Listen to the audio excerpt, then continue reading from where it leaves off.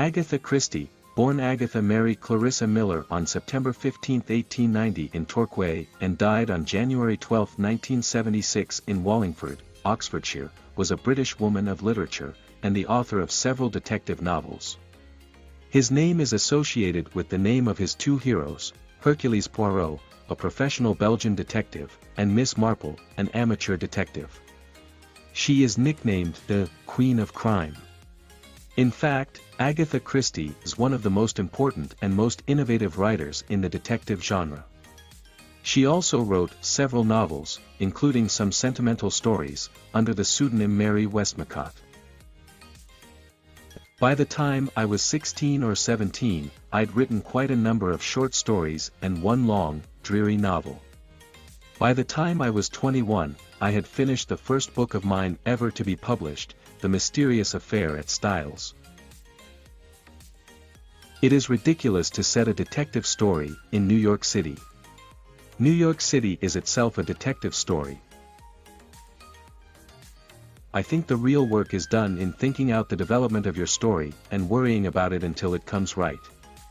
That may take quite a while. Then, when you've got all your material together, all that remains is to find time to write the thing. An archaeologist is the best husband a woman can have. The older she gets, the more interested he is in her. You must write pretty fast. Keep in the mood and to keep the talk flowing naturally. I prefer to write a play as a play, that is, rather than to adapt a book. What is your method? They, her friends, want to know. The disappointing truth is I haven't much method. I type my own drafts on an ancient faithful machine I've owned for years. I found myself making up stories and acting the different parts. There's nothing like boredom to make you write. Plays, I think, are better written quickly. Writing plays is much more fun than writing books. You haven't got to bother about long descriptions of places and people or deciding how to space out your material. What any woman saw in some particular man was beyond the comprehension of the average intelligent male. It just was so. A woman who could be intelligent about everything else in the world could be a complete fool when it came to some particular man. A mother's love for her child is like nothing else in the world.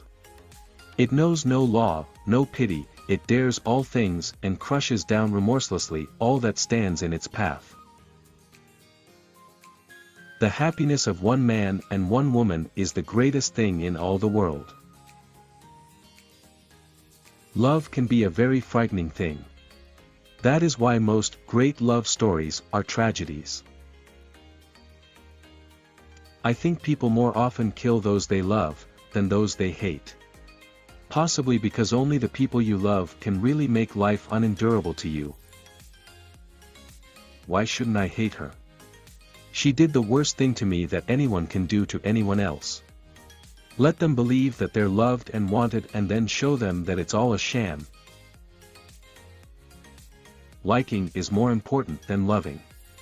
It lasts. I want what is between us to last, Luke.